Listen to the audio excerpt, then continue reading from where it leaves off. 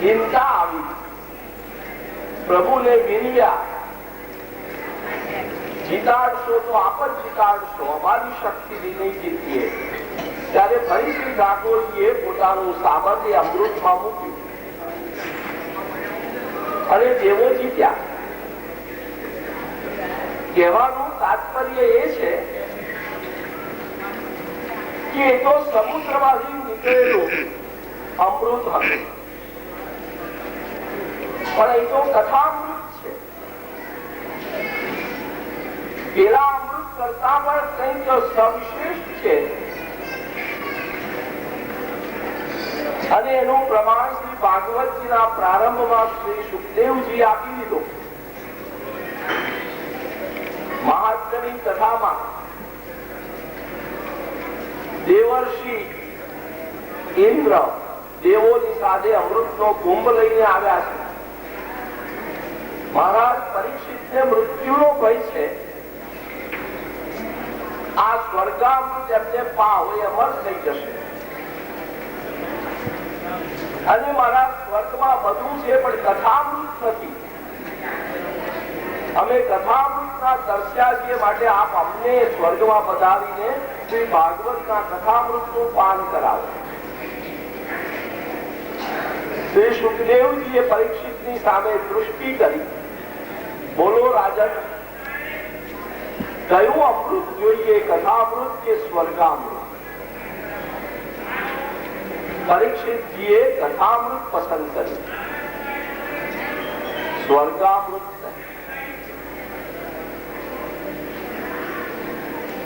આમાંથી સમજવા જેવું શું? ભોજન અને ભોજન પછીની આળસ એ સ્વર્ગામૃત છે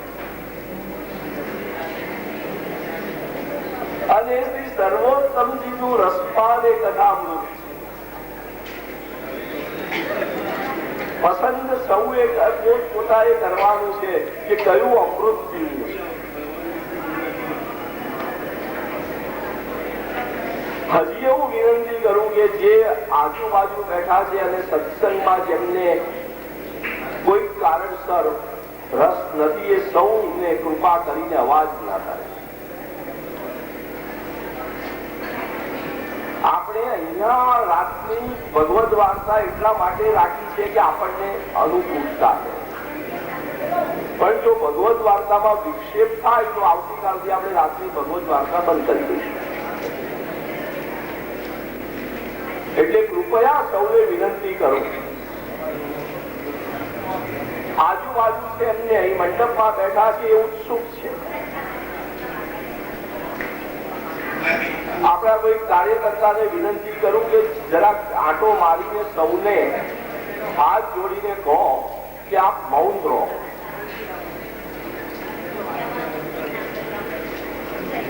ચોથા શ્લોકનો પ્રારંભ થાય છે.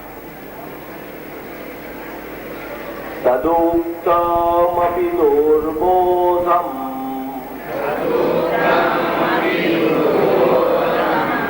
સુબોધમ સ્યાદ યથા તથા તન્નામાષ્ટોત્તર શતમ પ્રવક્ષ્યામ્યખિલાગરુત તદુક્તમ અપિ દુર્બોધમ. તદ ઉત્તમ એ વાણી કહેવાય. શ્રી મહાપ્રભુજીએ ભગવદ વાણી પ્રગટ કરી ગઈ. અપિ દુર્બોધમ, છતાંય દુર્બોધ. બોધ થવો એટલે બુદ્ધિમાં ઉતર.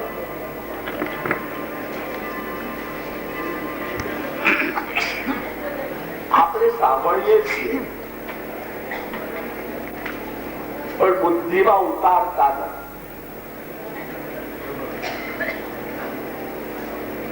એટલે જ એક ચિંતકે કહ્યું છે કે ભગવાન બહુ દયાળુ છે, બે કાન આપ્યા છે, બુદ્ધિ ન વાપરવી હોય, સલામત રાખવી હોય તો બીજા કારણે કાઢી નાખવા.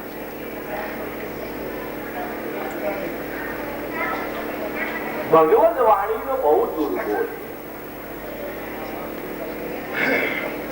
ન સમજાય. આગળ જોઈ ગયા સાંજે કે ગમે તેવો વિદ્વાન પણ પોતાની બુદ્ધિથી શાસ્ત્રોને સમજી શકતા નથી. ભગવત કૃપા થાય તો જ સમજાય.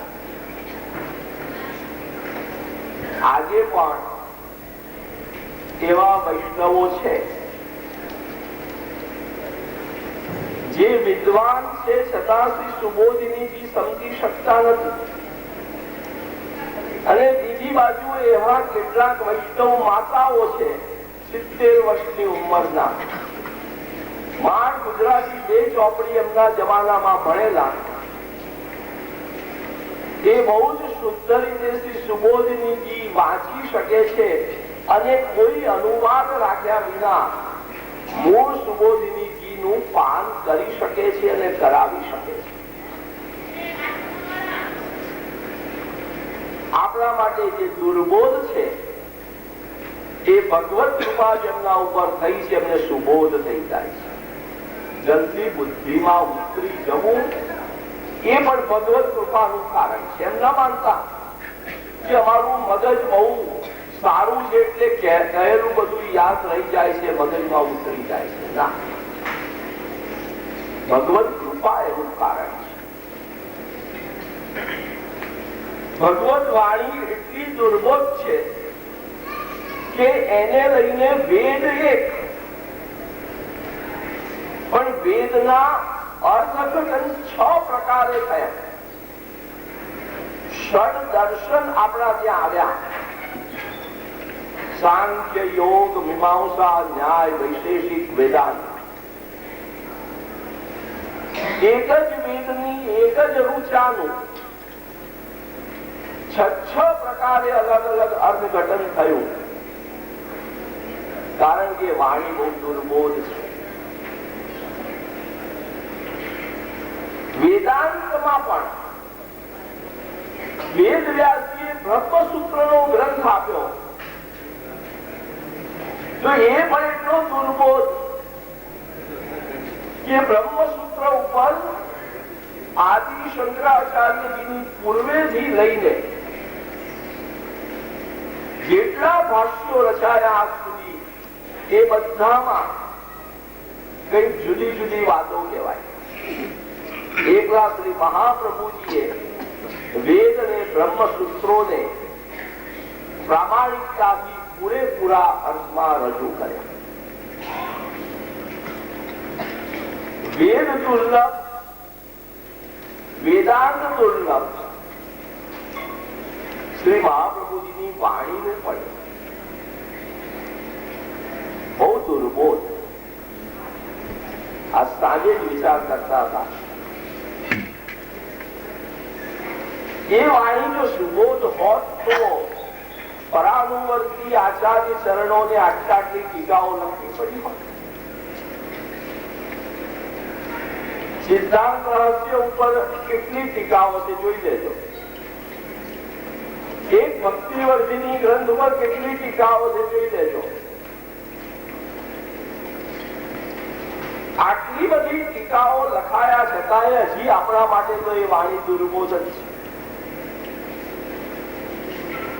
એટલે તો ગઈકાલે અમારા જીતુભાઈ કાલે સવારે સૂચન કરતા હતા કે ભાઈ ચંપારણ્યની પરિક્રમા એક દાડો કરીએ તો ન ચાલે. શ્રી વલ્લભના વિચારની પરિક્રમા સવારમાં કરાવો, ષોડશ ગ્રંથમાંથી કંઈક પાન કરાવો. મેં એમને કહેલું કે સવારનો સમય તો છે એ સેવાનો સમય. સેવા છોડીને સત્સંગ કરવા ન બેઠાય. પણ દુર્બોધ છે. અને એટલે સુધી કે અહીં બેઠેલા વૈષ્ણવો પણ હિંમત હોય તો જરાક વ્યક્તિગત મારી પાસે આવીને 16 ગ્રંથના 16 ગ્રંથોના ક્રમશઃ નામ બોલી દે. યાદ છે? બહુ ઓછાને યાદ હશે. જયારે નામ જ યાદ નથી ત્યારે ગ્રંથ તો ક્યાંથી સમજાયા હશે? એનું કારણ એ વાણી દુર્બોધ છે. કેમ દુર્બોધ છે? વાકપતિની વાણી છે. સૂત્રાત્મક છે. અત્યંત ઓછા શબ્દોમાં શ્રી મહાપ્રભુજીએ ઘણું બધું કહી દીધું છે. એ વાણી વિદ્વત્તાના બળે ન સમજાય તો કેવી રીતે સમજાય? શ્રી વિષાયણજી મહારાજને પૂછીએ કે મહારાજ દુર્બોધ વાણી સમજાવવાની કોઈ ચાવી તો અમને આપી દો. તિજોરી આપી દીધી પણ ચાવી બાપે નથી સોંપી દીકરાને. દીકરાને કહું લે તારી બેડરૂમમાં તિજોરી મૂકી દે. તારી 21 પેઢીને ચાલે એટલું એમાં ભર્યું છે. જોયા કર રોજ એનું મોં તિજોરી. દીકરો મનમાં કહે છે ચાવી ના આપો તો તિજોરીને શું કરવાની? છાતીએ બાંધવાની. શ્રી મહાપ્રભુજીએ 16 ગ્રંથ રૂપી સંપત્તિની તિજોરી આપી દીધી. ચાવી માટે એમને વિનંતી કરવી પડશે ને કે કૃપા કરીને ચાવી આપો તો તિજોરી ખોલી. તો શ્રી મહાપ્રભુજી પાસેથી એ ચાવી મેળવવાનો રસ્તો કયો? કેવી રીતે રાજી કરવા શ્રી મહાપ્રભુજી? પેલા દીકરાએ બાપને રાજી કરવો પડશે.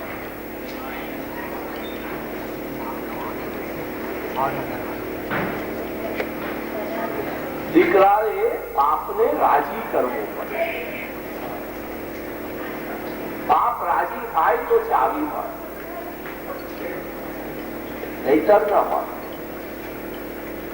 એટલા માટે આ ઘરડાઓને બધાને આપણે યાદ રાખવા જેવું છે કે તિજોરી બતાવજો છોકરાને, ચાવી કેળે ખોસી રાખજો. એટલે એક વાર્તામાં છે ને કે લોખંડની પેટીમાં પથરા ભરીને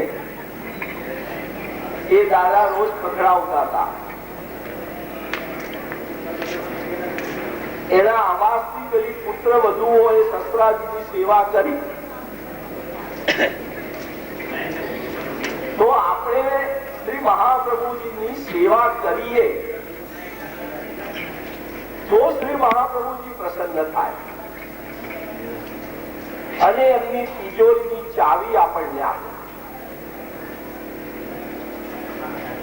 શ્રી મહાપ્રભુજીની સેવા કેવી રીતે થાય? બે પ્રકારે થાય. એક તો બેઠકજીમાં અપ્રસમાં સન્મુખ થઈને યથાશક્તિ જે બને તે કરીએ. ખાલી જારી ભરી દીધી એટલે સેવા થઈ ગઈ એવું નહીં. ખાલી ભોગ નો કટોરો ધરી દીધો એટલે સેવા થઈ ગઈ એવું નહીં. શાકઘરમાં બેસો, ફૂલઘરમાં બેસો અને કઈ ના થાય તો બુહારીની સેવા કરો. સર્વ સેવા ઉત્તમ છે પણ બુહારીની સેવા ચિંતા લાવે છે.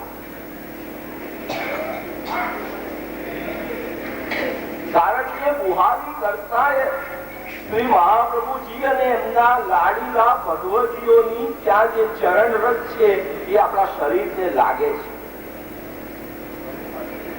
તન મનને શુદ્ધ કરનારી છે. અને એ તો બેઠક એટલા વિશાળ છે કે આટલા બધા વૈષ્ણવ થોડી થોડી બુહારીની સેવા કરે તો એ દરેકને મળશે.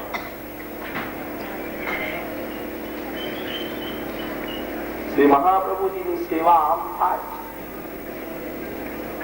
બીજો પ્રકાર, શ્રી મહાપ્રભુજીના ગ્રંથોનું સેવન કરો.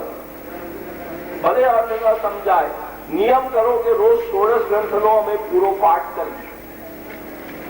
1 કલાક લાગશે. પુસ્તક પુસ્તક લઈને બેસો, મોડે ન પડે.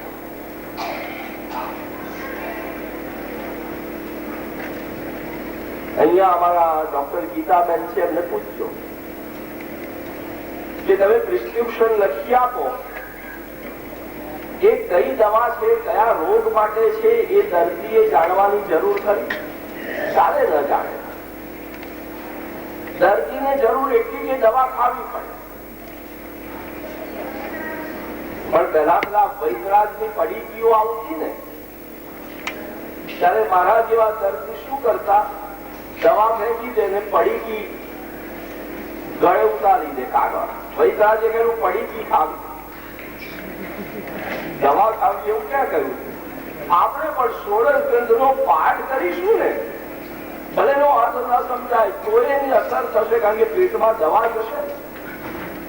આપણા માટે ભવરોગની દવા છે, એ શ્રી મહાપ્રભુજીની સેવા છે. ત્રીજો પ્રકાર અહીંયા બતાવ્યો કે ચાવી શ્રી મહાપ્રભુજી કૃપા કરીને ક્યારે આપે? તમે શ્રી મહાપ્રભુજીની પ્રશંસા કરો, એમના યશોગાન ગાઓ. દીકરો બાપના પગ દબાવે રોજ રાતે, તો બાપ એક દિવસ ચાવી આપે. તન નામાષ્ટોત્તર શતમ, તન તેમના અષ્ટોત્તર શતમ, 108 નામ. એટલા માટે હું કહું, શ્રી ગુસાઈજી પ્રતિજ્ઞા કરે છે કે શ્રી મહાપ્રભુજીની વાણી આપણને સુબોધ થાય, એ માટે હું તમને શ્રી 108 નામની ચાવીનો ઝુમખો આપી દઉં. તમે એનો પાઠ કરજો, જરૂર શ્રી મહાપ્રભુજીની કૃપાથી વદર ભણે વદર શીખે તમને વાણીમાં પ્રવેશ થશે.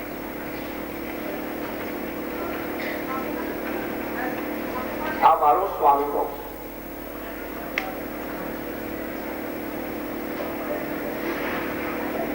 જ્યારે જ્યારે આજે પણ શ્રી મહાપ્રભુજીની વાણીનું કોઈ સૂત્ર હૃદયમાં ન આવે, ન સમજાય, ત્યારે પુસ્તક આમ પધરાવીને શ્રી સર્વોત્તમજીનો પાઠ શરૂ કરી દેવાનો. નિયમ નહીં આટલા કરવાના. જ્યાં સુધી પેલા સૂત્રનો પ્રકાશ ન થાય ત્યાં સુધી પાઠ ચાલુ રાખવાનો. તરત પ્રકાશ થઈ જાય. તન્નામાષ્ટોત્તર શતમ પ્રવક્ષ્યામિ. શ્રી ગુસાઈજી પ્રતિજ્ઞા કરે છે કે હું કહીશ. વક્ષ્ય, વક્ષ્યામિ એટલે કેવું? પ્રવક્ષ્યામિ કે છે તો પ્રકર્ષેણ વક્ષ્યામિ. હું બધાને ઉત્તમ રીતે કહીશ. ઉત્તમ રીત શું? કહેવામાં પાછી કઈ જુદી રીતો હોય તો હા, વાણી જે પ્રકારની, આમ તો શાસ્ત્રોએ તો વાણીના 4 પ્રકાર બતાવ્યા છે, પણ તે પ્રકાર આપણે સૌ સમજીએ એવા છે. એક વૈખરી વાણી, જે લૌકિકમાં વાપરીએ છીએ, અને બીજી અલૌકિક વાણી, જે શ્રી ઠાકોરજી માટે, એમની લીલા માટે, એમના સિદ્ધાંતો માટે વપરાય છે. આ ન આવડવાને કારણે આપણે ઘોટાળા ઘણા કરીએ છીએ. એક વૈષ્ણવને કહેતા સાંભળેલા, કોઈ મહારાજને પધરાવા આવેલા ત્યારે, તમે આવજો, હું પધારું. આપ પધારજો, હું જઉં છું એમ કહેવાનું હતું કે તમે આવજો, હું પધારું. ઘણા વૈષ્ણવના પત્રો આવે ત્યારે બહુ હસવું આવે છે. ભોળા વૈષ્ણવો છે ને, અર્થ ન સમજે ને ક્યાંથી સાંભળી લીધું. 2 શબ્દો છે, એક ભવદીય અને બીજો ભગવદીય. ભવદીય એટલે તમારો, પોતાનો, અને ભગવદીય એટલે ભગવાનના જેવું, ભગવત સદૃશ, જેનામાં ભગવાનના જેવું સામર્થ્ય આવી ગયું છે, પ્રભુએ આપ્યું છે એવું. તો લખવાનું હોય પત્ર કે ભવદીય, તમારો. પણ એ ભોળા વૈષ્ણવ લખી નાખે ભગવદીય ફલાણા ફલાણા જય શ્રી. ત્યારે તમારી જાતને તમે ક્યાં ભગવદીય કહો છો? આપણે આપણી જાતને ભગવદીય કહીશું કે હું ભગવદીય છું? નહીં કહીએ. ચિંતા હોય બીજા આપણને ભગવદીય કહે તો એ સંકોચ થવો જોઈએ. ત્યારે મારામાં ક્યાં એ લક્ષણ છે કે તમે મને ભગવદીય કહીને છાપરે ચડાવો છો? કોઈને ભગવદીય કહેતા બહુ વિચાર કરજો. એ પાત્રતા તો બહુ દૂરની છે. હજી તો આપણે દાસ બનવાની લાયકાત નથી કેળવી. દાસ, સેવક, ભગવદીય અને તાદૃશી આ 4 કક્ષા છે વૈષ્ણવતાની. બ્રહ્મ સંબંધ કર્યું એ દાસ. એકલું બ્રહ્મ સંબંધ કરે નહીં. બ્રહ્મ સંબંધ કરીને ગુરુની આજ્ઞા પ્રમાણે સમર્પિત જીવન જીવે, અસમર્પિત છોડે દાસ. આપણે દાસે નથી થતા. પછી એ સેવા કરતા કરતા ઠાકોરજીનું સુખ વિચારીને સેવા કરે એ સેવક. સુખ વિચારીને સેવા થાય ત્યારે સેવક. તમે કહો કે સેવા કરીએ ને સુખ વિચારીને કરીએ એમાં બહુ ફરક. એક દાખલો લઈને આ ફરક જોઈએ. જે વૈષ્ણવ ઘેર જારીજી ભરતા હશે ને બેઠકજીમાં ભરતા હશે એટલે ખબર છે.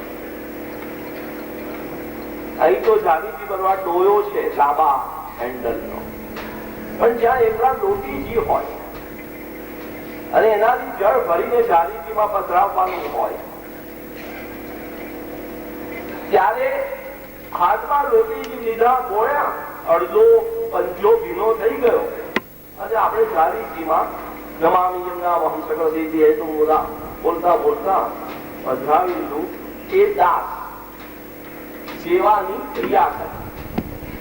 પણ પેલો જે સેવક છે ને પ્રભુનું સુખ વિચારે છે એ જયારે એ લોટી લઈને ગાગરમાં બોળશે ત્યારે એવી રીતે બોળશે કે એના નખ જળને ન અડે.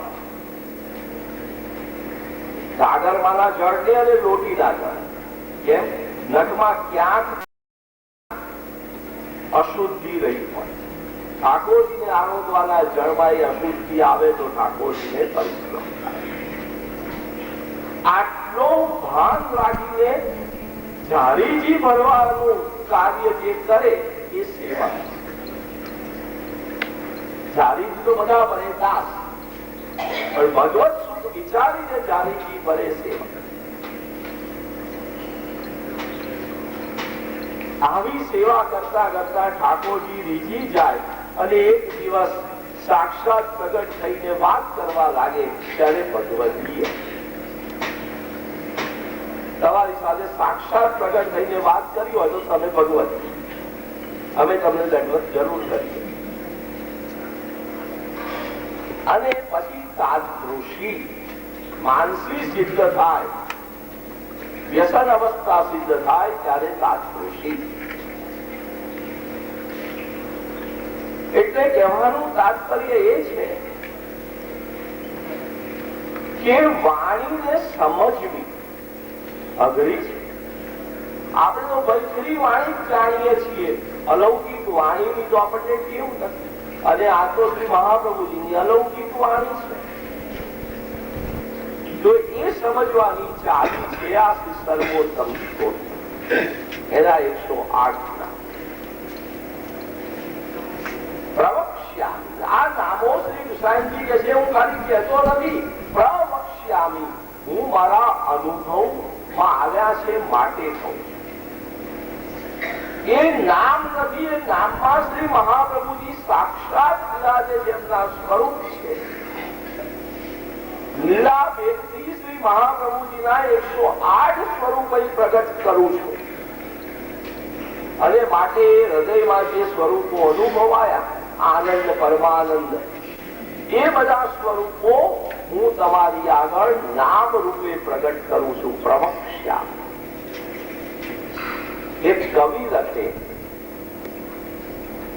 ભગવદીય જેને લીલાનો અનુભવ છે એ લખે એમાં કેટલો મોટો છે. માટે આપણા ત્યાં પરંપરા એવી રહી કે જે ભગવતીઓને સાક્ષાત ભગવત લીલાનો અનુભવ થયો અને કીર્તન રચાયા એમના જ કીર્તન શ્રી ઠાકોરજીની સન્મુખ ગવાય. દયારામભાઈના પણ નથી ગવાય, તો આપણા બનાવેલા તો ન જ ગવાય. શ્રી ઠાકોરજીની સન્મુખ તો ન જ ગવાય. એ તો અષ્ટછાપ આદિ ભગવતીઓની 84-252 ભગવતીઓની જે વાણી છે એ જ ગવાય.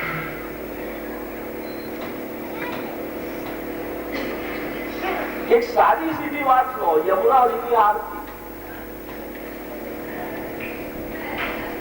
કહે માધવ પરિક્રમા વ્રજની કરવાને જ્ઞાતા ખંભાતના શ્રી કૃષ્ણજીના સેવક માધવદાસજીની એ રચના છે.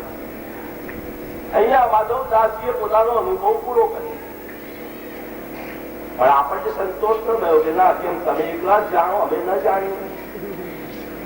એટલે કોઈ લૌકિક બુદ્ધિવાળાએ પાછળ બીજી કડીઓ છોડી દીધી. વિશ્રામ ઘાટે થાય ને ઠકરાણી ઘાટે થાય, અને આપણે એ કડીઓ જોર જોરથી તાલીઓ પાડી પાડીને આજે કહીએ ન ગવાય. કહે માધવ પરિક્રમા વ્રજની કરવાને જ્ઞાતા. બસ ત્યાં આરતી પૂરી થઈ ગઈ. પછી પાછું પહેલું કડી આવી જાય, જય જય શ્રી યમુનામાં જોતા જન્મ સુધાર્યો. બસ જે અનુભવ વિનાની વાણી છે, લૌકિક વાણી છે, એ ગાવાથી કોઈ પરિણામ નહીં આવે, કોઈ ફળ નહીં મળે. માટે બ્રજ ભાષા નથી આવડતી, દયારામભાઈના પદો ગાઓ, ઠાકોરજીની સન્મુખ નહીં એમને બેઠા હોવ ત્યારે. કેટલા સુંદર સુંદર પદો રચ્યા છે દયારામભાઈ, પણ એમાં રસ નથી પડતો. પણ આજના જે જોડકડા છે ને એમાં રસ પડે છે. મારા ઘટમાં શ્રી નાથજી ને મારા શેમાં શ્રી નાથજી સીધો છે. અને પાછા હોસ્ટી લઈ આવે છે ઘણા વર્ષો માટે. બહુ સરસ કેસેટ છે, સાંભળવા જેવી છે. મેં સાંભળો છો દયારામભાઈ નું પદ હોય તો મને સંભળાવો. આ અનુભવની વાત છે એમની. હું શું જાણવું એ વાતે ભુજમાં શોવે તેવું અનુભવ છે એમનો. કે મારી પાછળ પાછળ શું કરવા એ મારો છેડો પકડીને ફરે છે. શું જોયું મારામાં? મારા તો કઈ નથી, હું તો એક સાદો સીધો માણસ.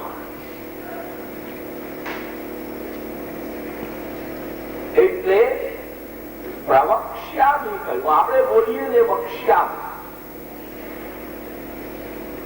શ્રી મહાપ્રભુજી, શ્રી કૃષ્ણજી, વલ્લભપુરના બાળકો આવા અષ્ટછાપ ભગવદીઓના મુખમાંથી જે વાણી નીકળે ને એ પ્રવક્ષ્યામી, પ્રકર્ષેણ વક્ષ્યામી હું કહું છું.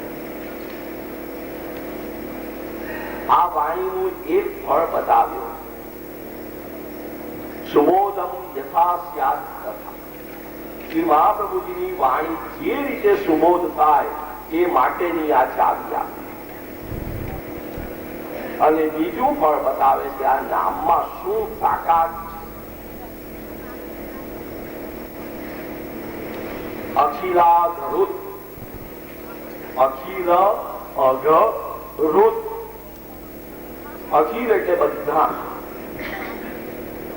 અગ એટલે પાપ દોષ, રુત દૂર કરનાર. જાણતા જાણતા કે દોષ થયા હોય, અપરાધ થયા હોય ત્યારે શ્રી સર્વોત્તમજીનો પાઠ કરવો. શ્રી મહાપ્રભુજી એ બધા અપરાધો ક્ષમા કરાવશે. સેવામાં કોઈક વાર ચૂક થઈ જાય, અપરાધ થઈ જાય, ખબર પડે કે આ અપરાધ થયો છે, તો એ દિવસે સર્વોત્તમજીના થોડા અધિક પાઠ કરવા. ખબર ના પણ પડે કે અપરાધ થયો છે, અજાણતામાં થઈ ગયો હોય. અને સેવામાં તો રોજ કંઈક નો કંઈક અપરાધ તો થવાનો જ છે અજાણતા. માટે શ્રી કૃષ્ણજી પરોક્ષ રીતે કહે છે કે રોજ શ્રી સર્વોત્તમજી થોડાક અધિક પાઠ કરી લો, નિયમથી વધારે, તો સેવામાં અજાણતા થયેલા અપરાધને પણ શ્રી મહાપ્રભુજી ક્ષમા કરાવશે. જુઓ, જે અપરાધોને દૂર કરવા માટે ધર્મશાસ્ત્રોમાં અનેક પ્રાયશ્ચિત્તો બતાવ્યા છે, એ અપરાધોને શ્રી મહાપ્રભુજીની ના 108 નામના પાઠથી દૂર કરવાનું સામર્થ્ય છે. અખિલા ગરુડ શ્રી મહાપ્રભુજીની આ કૃપા અનંત છે. શ્રી મહાપ્રભુજીના નામમાં સામર્થ્ય કેમ? તો અગ્નિ સ્વરૂપ છે, અગ્નિનો સ્વભાવ છે, એની નજીક જે જાય તેને પાડી નાખે. પાપ એ કચરો છે, મનનો ઉકરડો છે. શ્રી વલ્લભના અલૌકિક નામાત્મક અગ્નિ સ્વરૂપથી એ મનનો ઉકરડો બળીને સાફ થઈ જાય છે.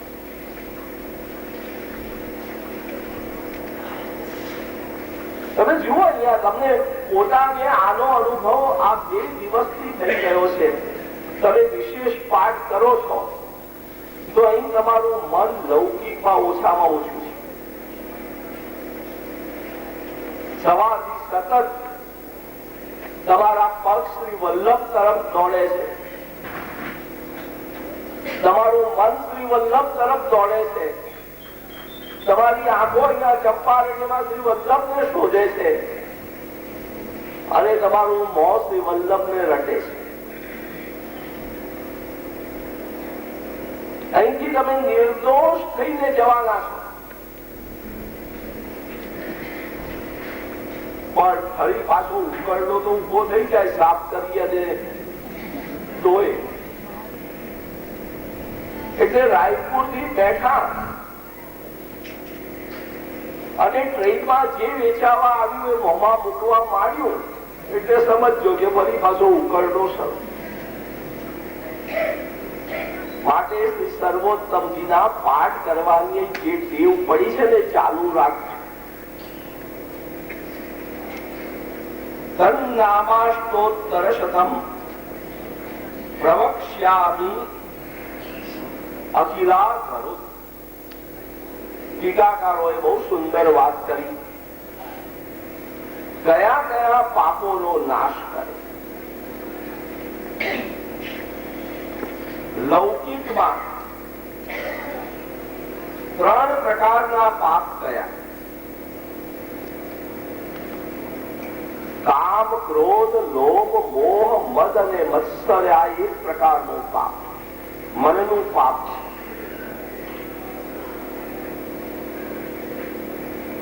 અહંતા અને મમતા એ બીજું પાપ છે, બીજો દોષ છે. અહંતા એટલે અભિમાન, હું કરું છું. મનોરથ કરાવીને કહીએ છીએ ને, મારો મનોરથ છે, આપણો જ્યાં ઘણા વૈષ્ણવને જોયા છે, એમના કોઈ સગાવાલા આવ્યા હોય ને ગામમાં તો મંદિરે લઈ જાય. ઠાકોર ત્યાં દર્શન પછી પેલા એમના નામની તકતી ત્યાં લાગી હોય ને, જો વાંચો આપણી તકતી, હા આપણે આપે.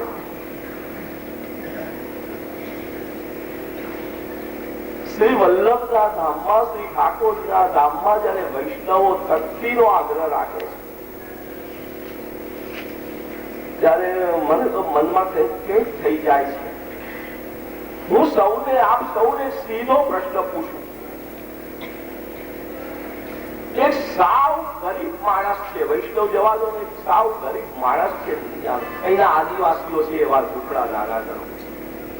તમે જઈને કાલે કહેજો એક હું તને સરસ મકાન બનાવી આપું, પણ મેં આ મકાન બનાવી આપ્યું છે એવી તકતી મારવા દેશો? નહીં મારવા. જાઓ જાઓ, મકાન મારું છે, ન બનાવી આપો તો ન બનાવી આપતા, તકતી છે નહીં તમારે. તો જે આપણને આપે છે આપણું તો છે જ નહીં, એ છે તો એનું શ્રી વલ્લભનું, એમણે આપણને આપ્યું છે અને આપણે એમાંથી થોડું એ બેઠકથી નું કાર્ય કરનાર વૈષ્ણવે બહુ કાલાવાલા કર્યા ત્યારે બહુ ઉપકાર કરતા એમ થોડું આપ્યું ત્યારે પહેલું પૂછે શક્તિ મારશો ને? ક્યાં મારશો? દેખાય એવું મારશો? પૂરું થઈ ગયું. કઈ ચિંતા કયો દાસ ભાવ. આપણા ગુરુદેવ માટે આપણે કંઈક રંચક સેવા કરીએ ત્યારે મનમાં એવો ભાવ થવો જોઈએ કે આજે શ્રી વલ્લભે મારા પર કેટલી કૃપા કરી કે મારી આટલી રંચક સેવા અંગીકાર કરી. સેવા એ બતાવવાનો વિષય નથી. શ્રી હરિરાયજી બહુ સ્પષ્ટ શબ્દોમાં આજ્ઞા કરે છે, તસ્ય સેવા પ્રકુર્વીત યાવત જીવન સ્વધર્મતઃ ન ફલાર્થમ ન ભોગાર્થમ ન પ્રતિષ્ઠા પ્રસિદ્ધ. પ્રતિષ્ઠા માટે પ્રસિદ્ધિ માટે સેવા ન કરશો, બીજાને બતાવવા સેવા ન કરશો, આપણી મોટાઈના આપણી શ્રીમંતાઈના ઢોર પીટવા માટે સેવા ન કરશો. પણ એ વિના આપણને ચેન નથી પડતું. રાજભોગ કરાવ્યો ઠાકોરજી તો બોર્ડ ઉપર લખાય કે અમે કાયમ માટે આ પૈસા આપ્યા છે, આ તિથિ અમારા પૈસાના વ્યાજમાંથી શ્રી ઠાકોરજી રાજભોગ આરોપશે, કારણ કે શ્રી ઠાકોરજીના ઘરમાં ખાવાનું ખૂટ્યું છે. અમે ન હોત તો એમનું શું થાય? અરે કોણ કોને ખવડાવે છે? તમે શ્રી ઠાકોરજીને માટે કંઈક અંગીકાર કરાવવા કર્યું તો એને આપીને ભૂલી જાઓ. એક લૌકિક કવિએ કહ્યું છે, આપી ખૂબ વધે નહીં શબ્દ એવા વિશે છે વિરલા. ખૂબ આપ્યા પછી આપી છે એવું ન કહેતો વિરલો જ હોય, અને વૈષ્ણવ તો આવો વિરલો હોવો.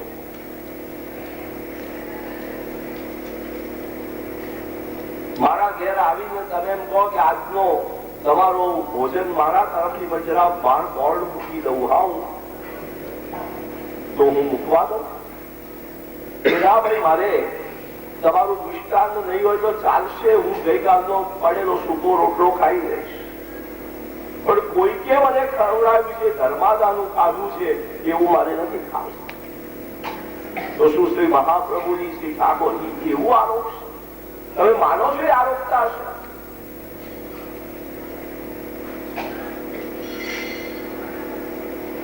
માટે આ અહંતા એ દોષ છે, ઠાકોરજીથી વિમુખ કરનાર દોષ છે. અને એવી મમતા બીજો દોષ છે. આ શરીરનું એટલું મહત્વ રહ્યું કે એને કારણે સેવા છૂટી ગઈ છે. આપણે મૂળ તો આપણે બધા વાણ્યા જ્ઞાતિએ અને સ્વભાવ શેઠ કહેવાય. કેટલાક તો અટક પણ હોય, પણ કહેવાય તો બધા વાણિયા, બધા શેઠ. હું આવી જવું એમાં.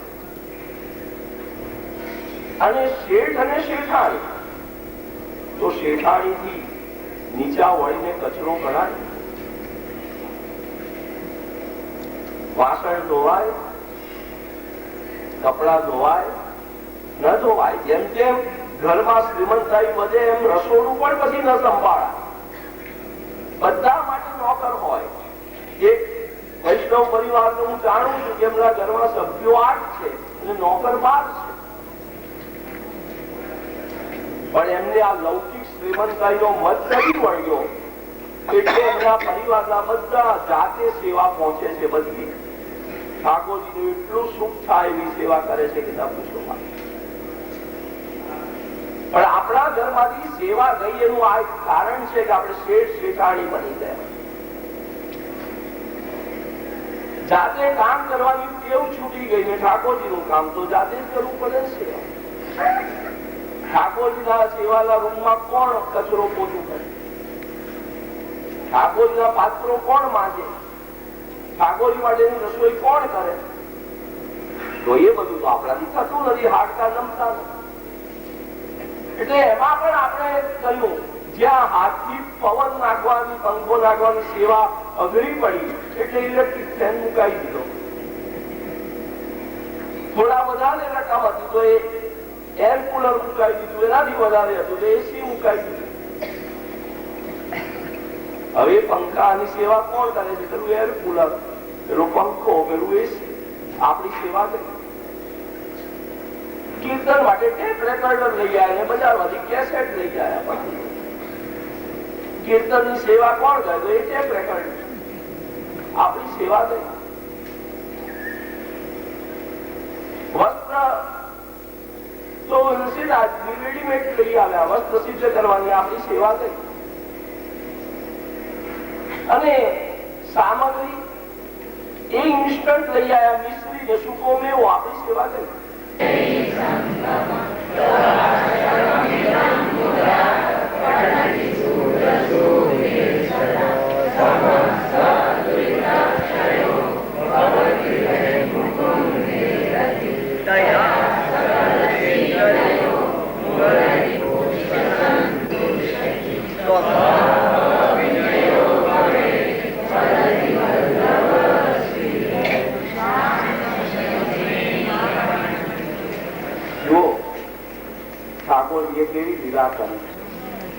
કેટલાક ની આંખો ઘેરાવી ઝોકા આવતા હતા એટલે યમુનાષ્ટક બોલાવવા લીલાકરી લાઈટો 1 સેકન્ડ માટે ગઈ અને સજાગ થઈ ગયા ને આપણે.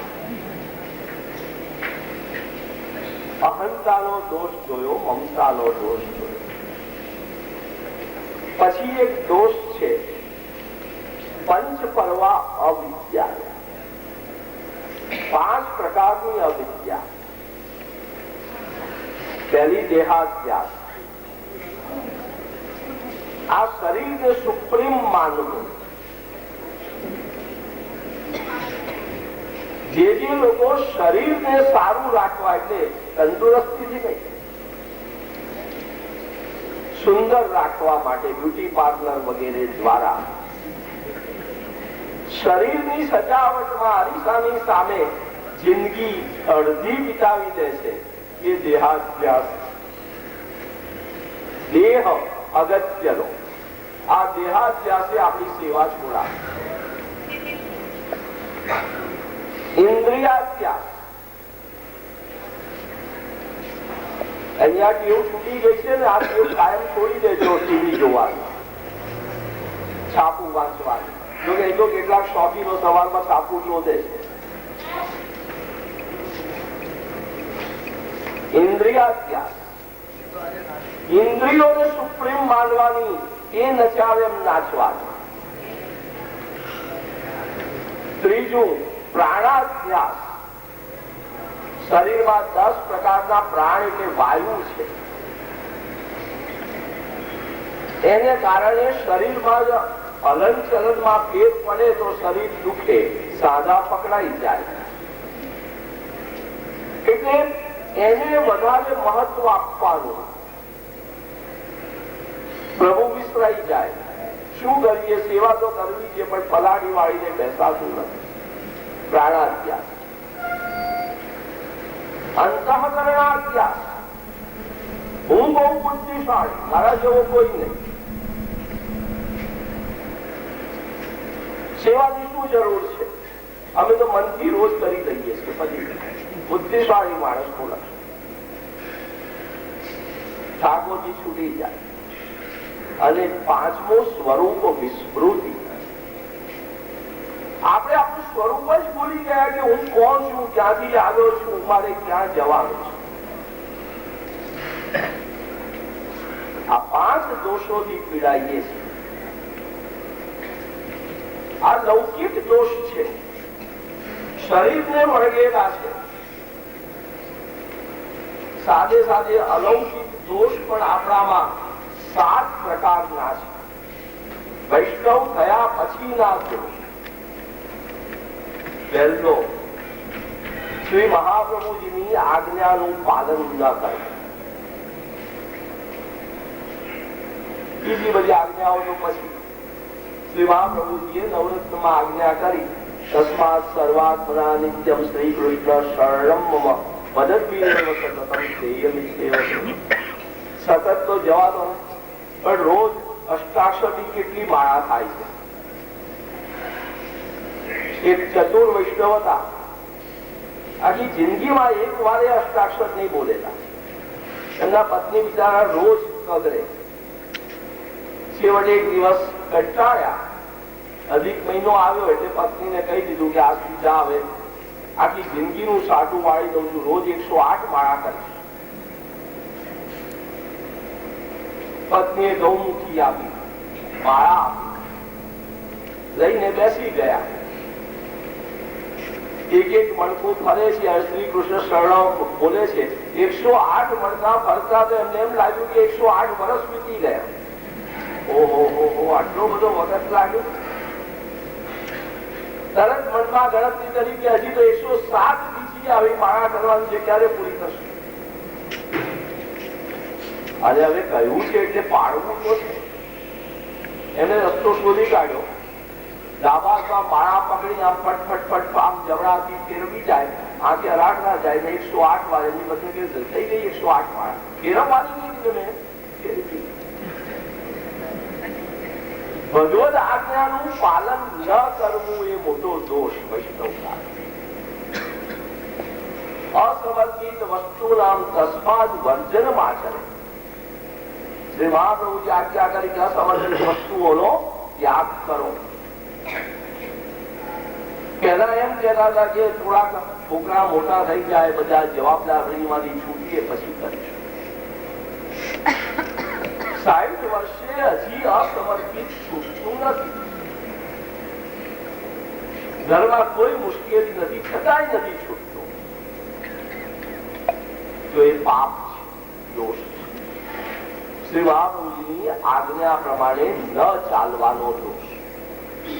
બીજો, શ્રી મહાપ્રભુજીની વાણી ન સમજાય એ પણ દોષ છે. કોઈ સમજાવે અને છતાંય આપણે સમજવા તૈયાર ન હોઈએ તો એ દોષ છે. હવે જોજો, ઘણી વાર કેટલાક વૈષ્ણવો કહેતા હોય છે, બહુ પ્રેમથી કહેતા હોય છે, આપણા માટે કહેતા હોય છે કે વૈષ્ણવ તમે આમ ન કરો, આમ ન થાય. તો એ આપણે તો કરીએ કે તમે કહો એટલે મારે કઈ ફેરફાર કરી દેવાનું. આખી જિંદગી આમ જ કર્યું છે. મારા પિતાએ સેવા કરવા બેસતા ત્યારે કાશડી કાઢી નાખતા. મારા દાદા એવું કરતા તો હું એવું કરું. અરે પણ તારા પિતા તારા દાદા તો એટલા ભારે શરીર વાળા હતા અને એ જમાનામાં ટૂંકા ધોતિયા હતા તો નીકળી જતી હતી, કાશડી બિચારા કાઢતા નહોતા.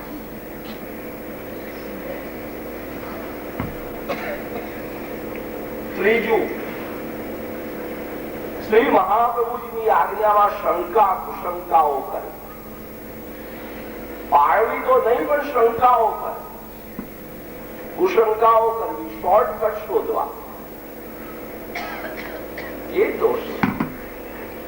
ચોથું, શ્રી મહાપ્રભુજીમાં અને શ્રી મહાપ્રભુજીની આજ્ઞાઓમાં શ્રદ્ધા જ ન હોય.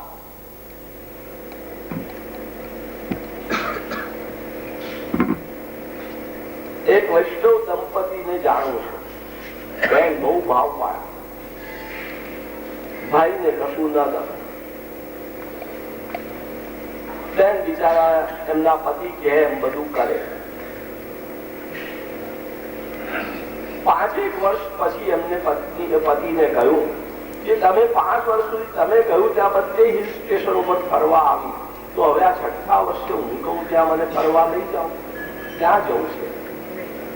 તો કે વ્રજમાં જવું છે. શ્રી ગિરિરાજજીને નિરખવા છે, શ્રી યમુનાજીને નિરખવા છે. પેલા એવું જો લઈ જવું, તારે જે કરવું એ કરવાનું, મને કહેવાનું. પેલા બેન પાછા આવતા બેન મનમાં રડ્યા કરે કે હે પ્રભુ, તમારી સન્મુખ આ જીવ આવ્યો તો એ સુધર્યો નહીં. થોડીક તો દયા કરવી. શ્રદ્ધાનો જ અભાવ, શ્રદ્ધા જ નથી. 5મું, શ્રી મહાપ્રભુજીનો, શ્રી ઠાકોરજીનો દ્રઢ અનન્ય આશ્રય ન હોવો, અન્યાશ્રય કરવો એ મહાદોષ. અન્ય દેવ દેવીઓનું અવલંબન લેવું, એમની પાસે આપણા સુખ દુઃખ માટે અપેક્ષા રાખવી, એમને આપણા શ્રી ઠાકોરજીથી વધારે મોટા સમજવા, શ્રી ઠાકોરજીને છોડીને એમની ઉપાસના કરવી એ મહાદોષ છે પુષ્ટિમાર્ગ. અન્યાશ્રયો નૈવ કર્તવ્ય બાધક સમહા. આજ્ઞા કરી કે વૈષ્ણવે કદી અન્યાશ્રય ન કરવો એ મહાબાધક. અને સાચું બતાવ્યું, બ્રહ્મ સંબંધ લઈને, બ્રહ્મ સંબંધ વખતે કરેલી પ્રતિજ્ઞા, હે કૃષ્ણ હું તમારો છું, હું તમારી છું, હું તમારો દાસ છું, આ બધું તમને સમર્પિત કરું છું, એ પ્રતિજ્ઞા ન પાડવી,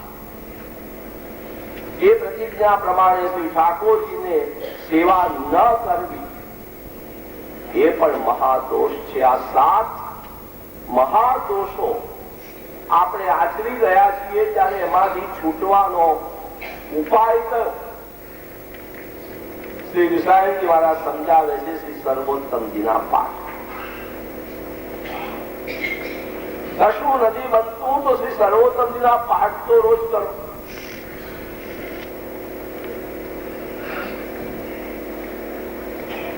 હવે 5 શ્લોકમાં આપણે પૂછીશું કે સર્વોત્તમજીમાં એવું શું છે કે એમના પાઠ કરવા કહો છો, એમ કહો છો કે એનાથી બધા દોષ અમારા બળી જાય? એનો જવાબ આપે છે 5 શ્લોકમાં. ઋષિરગ્નિ કુમારસ્તુ નામ્નાં છંદો જગત્યસૌ. બોલો.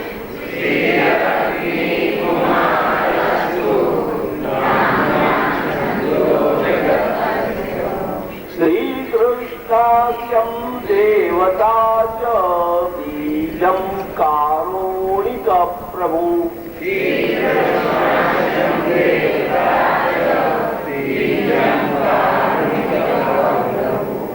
શ્રી સુધાજી મહારાજ આજ્ઞા કરે છે કે આ સ્તોત્ર જ નથી, આ મંત્રાત્મક સ્તોત્ર છે, મંત્ર છે, મંત્રનું સામર્થ્ય છે. આ તો મંત્ર છે તો આપણે પ્રશ્ન કરીએ કે ઋષિ હોવા જોઈએ, જેમના હૃદયમાં એ મંત્રના દેવના સ્વરૂપ પ્રગટ થયું હોય. આના ઋષિ કોણ? અગ્નિ કુમાર અસ્તુ. શ્રી કૃષ્ણજી પોતાના માટે શબ્દ વાપરે છે, અગ્નિ કુમાર હતું. અગ્નિ કુમાર એ ઋષિ છે. શ્રી વલ્લભ અગ્નિ સ્વરૂપ, એમના કુમાર શ્રી કૃષ્ણજી અગ્નિ કુમાર. તું શબ્દથી એમ બતાવ્યું કે મારા હૃદયની અંદર આ જે મંત્રનો મને પ્રકાશ થયો, દર્શન થયો, એ મંત્ર આદિ ભૌતિક કે આધ્યાત્મિક નથી, આદિ દૈવિક મંત્ર છે.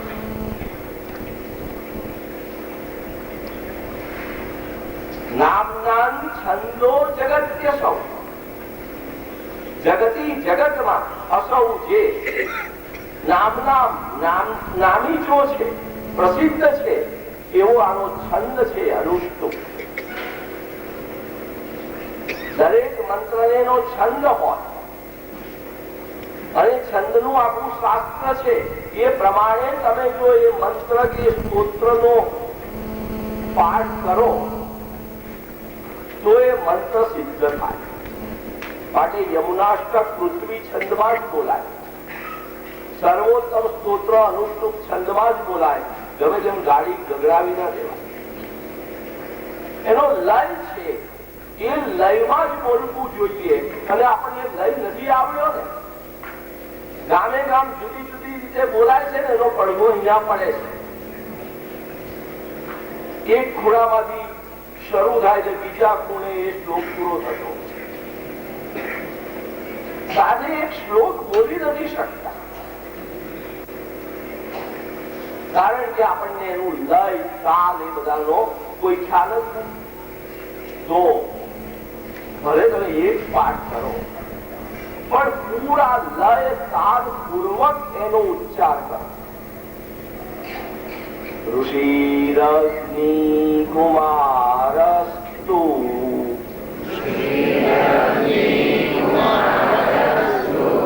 નામ્નાં છંદો જગત્યસૌ.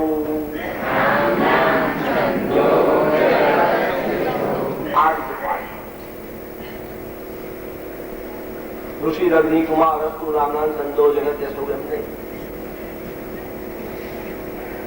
અનુષ્ટુપ છંદ કેમ?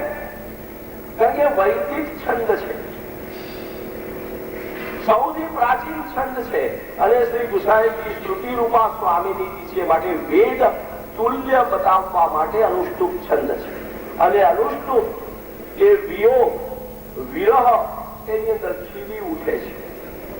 અહીંયા વિરહનું દાન કરવું છે, વિરહનું ભાવન કરવું છે માટે અનુષ્ટુપ છંદ છે. દેવતા કોણ? દેવતા જે દેવ એમાં થોડો ફરક છે. એ મંત્રના જે ઈષ્ટ હોય દેવતા કહેવાય. શ્રી મહાપ્રભુ દેવ નથી, દેવતા છે. શ્રી કૃષ્ણાસ્યમ દેવતા. શ્રી કૃષ્ણના મુખારવિંદ સ્વરૂપ શ્રી મહાપ્રભુજી એના દેવતા છે. શ્રી કૃષ્ણાસ્યમ કહ્યું અહીંયા. એટલું કૃષ્ણાસ્યમ નથી કહ્યું. શ્રી એટલે શ્રી સ્વામિનીજી, કૃષ્ણ એટલે શ્રી ઠાકોર. એ બંનેના મુખારવિંદ સ્વરૂપ હોવાને કારણે એ શ્રી મહાપ્રભુજી સર્વોત્તમ છે. ભોજ્ય અને ભોગતા બંને સ્વરૂપો છે. શ્રી સ્વામિનીજી ભોજ્ય છે, શ્રી ઠાકોરજી ભોગતા છે. પણ ક્યારેક વિપરીત લીલા થાય છે ત્યારે શ્રી ઠાકોરજી ભોજ્ય બની જાય છે, શ્રી સ્વામિનીજી ભોગતા બની જાય છે. અને એક ભગવતીએ એનો અનુભવ માન છૂટવાના પદમાં બતાવ્યો છે. આજ રાધિકા આનંદ મેં ડોલ, એ પદમાં. બીજી રીતે વિચાર કરીએ તો શ્રી સ્વામિનીજી એ વિપ્રયોગનું સ્વરૂપ છે, શ્રી ઠાકોરજી એ સંયોગનું સ્વરૂપ છે. એટલે શ્રી સ્વામિનીજી અગ્નિ સ્વરૂપા છે, શ્રી ઠાકોરજી અમૃત સ્વરૂપ છે. અગ્નિ અને અમૃત એ ઉભય એક સ્વરૂપમાં બિરાજમાન છે એવા શ્રી મહાપ્રભુ. એ અગ્નિ પણ છે, દજાડે ખરા, અને અમૃત પણ છે, એ શીતળતા પણ આપે. જ શબ્દથી બતાવ્યો. શ્રી ગોકુલનાથજી આજ્ઞા કરે છે કે આવા દેવતા સ્વરૂપ આ મંત્રના જે ઈષ્ટ છે એવા શ્રી મહાપ્રભુજીનું જ અહીંયા એમ બતાવ્યું કે માત્ર તમે પાઠ ન કરશો, એમનું સેવન અર્ચન પણ કરો. શ્રી વલ્લભને અનન્યતા પૂર્વક સર્વ સમર્પણ કરો. બીજમ કારુણિક પ્રભુ. શ્રી વલ્લભ કોનામાંથી પ્રગટ થયા? શ્રી ઠાકોરજી માટે શ્રી ઠાકોરજી એવા ઠાકોરજી કારુણિક, જેમણે નિત્ય લીલામાંથી વિખૂટા પડેલા પોતાના જીવોને ફરી નિત્ય લીલામાં લાવવા માટે શ્રી વલ્લભને મોકલ્યા. એવા કારુણિક પ્રભુઓ માંથી શ્રી વલ્લભ પ્રગટ થયા છે. આ મંત્રનું બીજ એક કરુણા સાગર પ્રભુ છે. પ્રભુ કોને કહેવાય? જે સ્વામી હોય, સર્વ સમર્થ હોય એને પ્રભુ કહેવાય. આ પ્રમાણે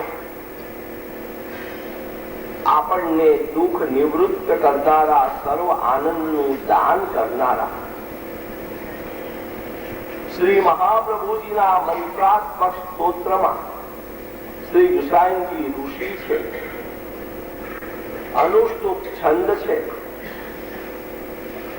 શ્રી યુગલ સ્વરૂપના મુખારવિંદ સ્વરૂપ શ્રી મહાપ્રભુજી દેવતા છે. અને શ્રી ઠાકોરજી બીજ છે. આ 5મા શ્લોકમાં શ્રી ઠાકોરજીનો 5મો જ્ઞાન ધર્મ પ્રગટ કર્યો. શ્રી ઠાકોર મહાપ્રભુજીનો આ મંત્રનું સ્વરૂપ પ્રગટ કર્યું. અને હવે 6થા શ્લોકમાં એનું ફળ બતાવે છે, જેની આપણે 2 દિવસની રાહ જોઈએ કે આટલું બધું તમે કહો છો, અમે સાંભળીએ છીએ, પણ મળવાનું શું છે તો કહો. આ પ્રવીણભાઈ પાતળો કીર્તિ મુકાવીને બેઠા છે, રાધે રાધે બોલાવ્યા કરે છે, પણ શું આવશે આજે તો કહો. પાતળ વિનિયોગો ભક્તિ યોગે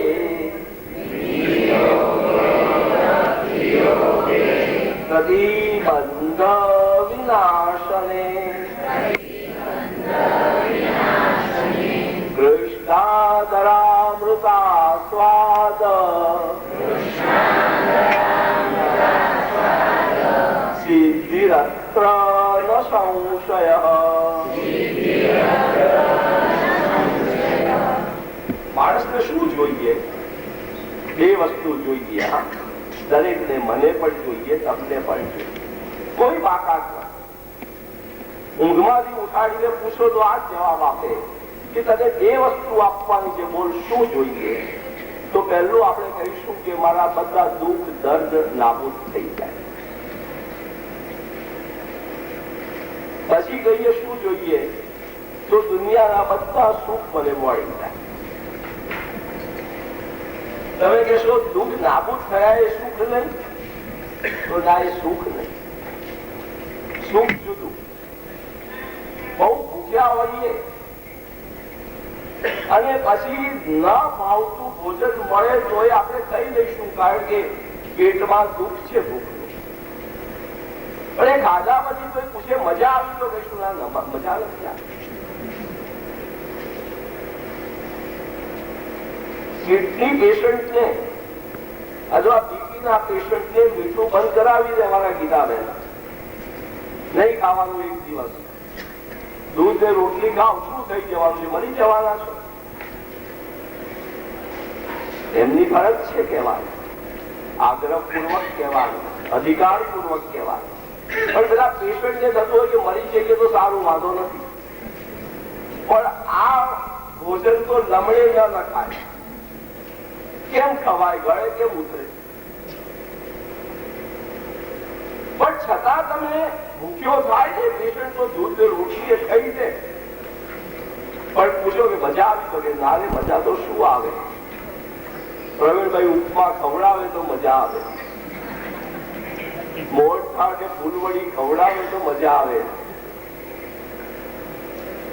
દૂધ રોટલી ખવડાવે તો કાલે ન મજા આવે.